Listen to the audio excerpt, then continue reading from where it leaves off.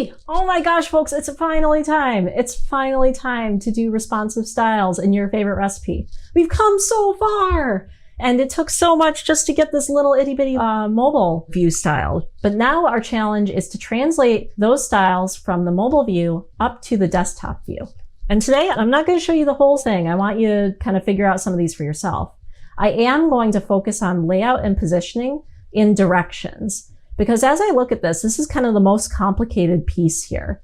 I know if I look at this that I can change the way that this relationship works, and this relationship works with my ingredients heading and my list with a couple different methods that we've already seen plenty of times. Either absolute or relative positioning, floats, I've got some options there. But directions, now this is hard. We haven't really talked about this. How do we get things to sort of sit nicely in this grid format and be equal heights? So let's get started. Let's try a couple different approaches to get that working. And for right now, I'm going to keep in mind that at the tablet view, the first thing I'm going to do is I'm going to say, okay, mobile, I've got that done. Mobile first. But at tablet, what's tablet? What size is this? I forget. Let's just click and see what the artboard size is. Okay, at 768 pixels. You can even copy that just for your reference. Keep that number in mind. That's your magic number right now. You're going to start styling for 768 pixels, and you're going to change this relationship of cards on directions at that time. So how do we do that? Hopefully you've watched some of the other videos and you are ready to go with some of these ideas. Remember, how do we write a media query? How do we change what things look like? So here's our mobile thing. Oh, this is a disaster. Let's kind of put this in its own spot. Let's even use responsive design mode using this little tab here in Firefox. Chrome has a similar sort of feature. And let's change this to iPad. We're going to style for the iPad now. Oh, it's not looking so great. But we're going to focus on directions. And just keep this in the back of our minds. This is our CSS over here. All right, well, first of all, we need to fix this background here. This background's supposed to go all the way down and it's just not doing the thing. And ingredients is doing something wacky. So back here, we used a special trick with floats to get this overlapping thing to work. But now it's just kind of working against us. So when we switch to 768, I want this to do something different. So let's see, can I remember where that was? Here we go, recipe ingredients list, float left. If I take that out, it starts behaving exactly as I think it will. So let's start there. Let's add a special rule to recipe ingredients list that changes how it floats at 768 pixels. We're going to write at media screen and min-width starting at 768 pixels. No semicolon there. I always make that mistake. We're going to override that float left. And now we can see, if we refresh this, that's working a lot more like we expect. Now we want all of this directions section, this whole entire section, to have that teal background. And that's not something we did before. So let's take a look. Here's our recipe directions cards. Here's recipe directions. Recipe directions has the background color, but recipe directions cards is not getting the background. Let's try removing the margin here. There we go. Now we can see it. So now when we get to recipe directions cards, we're going to just remove that margin. So again, this is all about overriding the CSS you don't want at each breakpoint. So recipe directions cards. And at this point, I am just doing this based at a certain breakpoint, but you can always adjust these values to whatever you want. So if I might go back and during testing realize that I want that to start a little earlier, that's totally fine. Oh, you know what? What did I do wrong here? Why is this not applying? I don't have, I did the same thing up here. What did I miss? I just put this rule right into this media query. But where does this rule go with? What is it? Who does it belong with? It belongs with recipe ingredients list. Did I say it belongs with recipe ingredients list? No, because I expect the computer to know everything. So that's a thing. If you're having trouble with these media queries, make sure you've actually written the class selector in there, because that's going to be very important in making sure things actually apply like you think they're going to. All right, so that was recipe ingredients list. Good, we've got the right selector in there. And here we need one for, let's write it out. .recipe directions cards. And then just put this right up. You know why I forget that? I'm spoiled by SAS.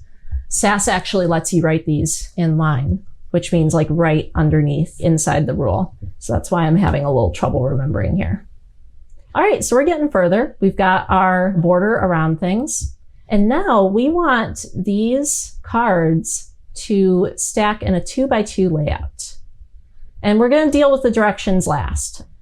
For right now, I just want to try and get these cards to sit next to each other. So I'm going to show you this 3 different ways, and you'll see why I pick the final way when we get to it. But let's start with the way we know. We could say each of these recipe direction card, each one, we could give a width of 50%. So let's see what that looks like. There we go, much closer. And we could float it left. And that would kind of do it. So look at, this isn't quite what we want, right? Things are kind of all over the place. Our numbers are like not where we expect them to be anymore. See how when some of these are just like a little bit taller than others, like see how this one, this first one here is a little bit taller than this one. And that means that this one just, you gotta zoom in real close. Let me zoom in here so you can see. But see how there's just like 2 pixels of space there, and now this one is like getting stuck there?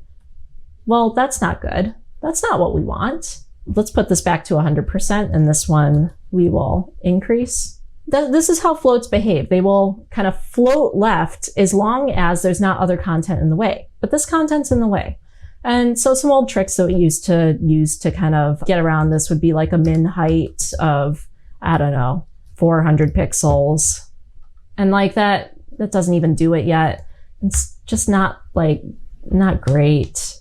Okay, that does it. But then like what happens when you have a really tall one? They're not equal size. Like that's closer, but it's not really what we want. It's just, plus there's no space in between them. So, all right, let's just say that right now we've decided this is too much work because we know there's a better way out there. If you remember one of our earlier videos where we went over in a very high level what layout options we had floats. And let's just kind of open that back up in CodePen here just to kind of see. We had this. So floats where content bends to content. We had flexbox where the layout bends to content. Then grid where content bends to layout. So in our recipe for disaster, how do we want this to work? Well, let's try flexbox next. Flexbox, you have to set it on the container, not the item. So if we were to do a display flex over here, display flex on our recipe directions card, see how that's not doing anything? Actually, it's just making our images really gross. That doesn't help us out. We want that actually up on recipe directions cards. In fact, we only want that starting at the 768 pixels. So let's add it here. Display flex, and just see what happens. Oh, not quite. So remember how flex, the layout tries to adapt to the content? That's what's happening here. The layout is saying, oh, you've got 8 of these in a row. Let me try and make this 8 of these in a row wide. And now it's kind of just trying to shove them all on one line. Now you can get around this. You can do a flex wrap.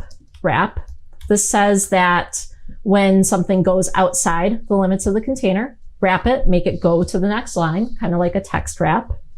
That's better. This is closer, but what if I want some margin in between these? So like margin 1em. Well, now they're all like, I have to adjust the width because the margin is taking up space, and it's just, okay, there's a better way. There's a better way, I promise. So that's how flex works. You could use flex. With flex, you have to define a width to make it work. Otherwise, it'll just take up 100% of the space, or it will try and make the content fit in the space. Or this looks a little neater. But again, it's not really what we want. We want more control over where these pieces land in a specific layout. We want to control the layout. So what do we want to use when we want to control the layout? What layout behavior do we like? We like grid. We want the content to bend to that layout. We know that we want a 2-up layout. So here we're going to put display grid. And this is going to do absolutely nothing. Watch it do absolutely nothing. Nothing. It doesn't know what to do yet. We can even take off of recipe directions card. Let's take the margin off. With grid, you can set the space in between each of these items really easily. So with grid, we want to say grid template columns. We know how many columns we want, right? What's a column? Column is like one of these, like see how there's 2 columns here? Well, that's what we want. We want 2 columns. And if you put grid template column, and I'm always forgetting the grid syntax. CSS Grid template columns. I just like to Google it sometimes. MDN developer.mozilla.org is like perfect. So here it's just saying that you can use a bunch of different things. And I like repeat, how many, and then how far. So let's do repeat. We want this to be a repeating set of columns, 2. And then we're going to use a special unit type, 1FR. That's 1 fraction. So 2 columns, each 1 fraction of those columns. Oh, you know what? I missed a spot. Grid template column, grid template columns. Always be checking your property. Make sure you got it right. Check that out. That's looking good. Oh, excellent. Okay.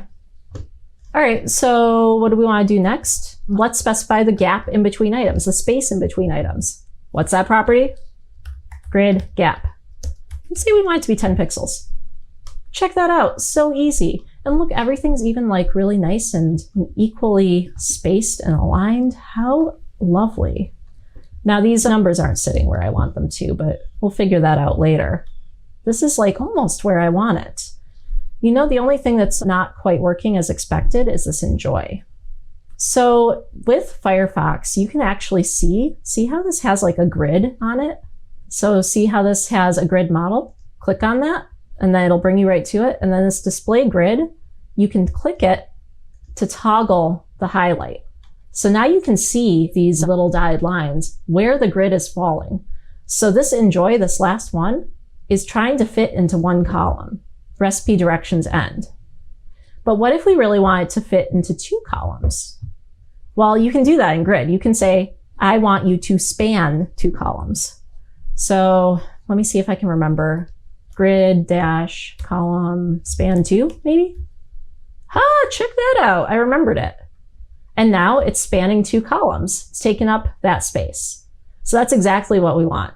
It's a little bigger. That's because this image is larger than it needs to be right now, but we want to be able to position it to that entire grid. So recipe directions end at this screen size. Let's hop down over here, recipe directions end. So writing our media query at media screen and min width. I'm always accidentally writing max width, and that's not the case. Min width, remember we're working at 768 pixels. We want recipe directions end, this particular thing, to do something different with our columns. So grid column span 2. So when it's in grid and looking at the columns, I want you to behave by spanning 2 of the columns. That's what that says. And now we have that spanning the whole way. So what's great about this? Now this is like way close. This is almost exactly what we want. Oh, it turns out we didn't actually want that to span 2 columns just yet. We want that to wait until this 3rd option. So let's hop over to small desktop and see what this is. This is 1200 pixels. At 1200 pixels, we want this to have 3 columns. So how do we do that in our CSS? Well, it's as simple as under recipe direction cards, writing another media query at media screen, and make sure you actually write screen, and min width.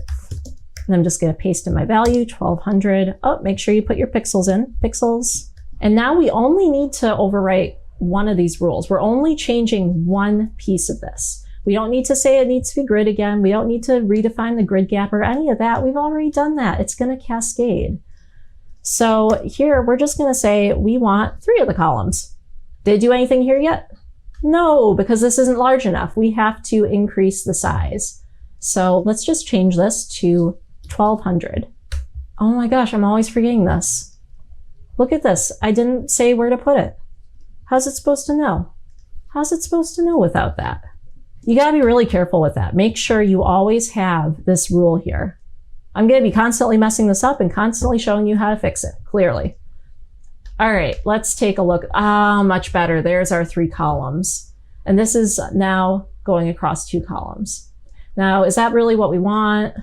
No, it looks like we really want it to be 1 column, but like shifted 1 over. So how could we do that? Well, what's happening here is that we kind of thought that we needed this for our tablet size, but turns out we don't. So we're going to start this at 1200 pixels, and then we're going to change this rule a little bit. I want this rule to say, instead of spanning 2, I just want this to start at a different place. I want the grid column to start at 2. Let's see what that looks like. And there we go. That's looking much better. That's looking much more like what I expected. So there you go. That's how you get a responsive layout. Now, I'm going to pop out of responsive view here. I'm going to show this in a new window. And I'm just going to show you that whole piece and show you how those change across breakpoints. So see, you've got 1 column, 2 columns, 3 columns. Look how nice that feels. As you get into your desktop styles, you might say, oh, I want like a max width on this. This is like really big, you know? Like, I don't know if I like that. Sometimes I like putting a max width on things. And you can even put this on mobile. You don't have to write a whole media query for this because max widths are kind of like, you know, they're max widths. So at 320 pixels, you're not going to have a max width of 1200. Let's just kind of play this out. Recipe directions cards. Let's say that we want a max width of 1200 pixels. Yeah, that's looking good. And then one easy way to center things like this is just to do margin 0 auto. So always give that a try when you want to center like a block. Try margin 0 auto. It's usually what you want. All right, so I'm going to take these 2, max width, pop them into my recipe directions cards. I like to alphabetize. And here, now we should see, I'm going to do a margin 0 auto. Where's my margin 0 auto? Oh, you know what? It's because I overwrote it here. Margin 0 auto. And I didn't want that up here. I know because I put the margin like that. So those are some of the things to watch out for. Like, are you overriding CSS that you need to override, you know? Is there stuff you're maybe unintentionally doing? But see how nice that layout looks? Not bad, not bad. So that's actually, that's not bad at all. Remember to use different layout types, right? Use the layout that's appropriate for your CSS and for your mockup. So in this case, directions, grid was a great use because I wanted these evenly spaced cards and I wanted them all to be even heights. But for the top of my recipe for disaster, I might use like absolute positioning or floats or something like that. Try each one and see, try and remember what each one does, what each one's good at, and then choose the most appropriate one from there. If you can't get it, that's okay. That's what code reviews are for. I will review your code and I will help you determine which ones are the best. But the only way you can start is just by giving it a try and seeing what happens. So with that, I'm going to finalize my recipe for disaster mockup, and I think it's a great time for you to do so too. I'll see you later.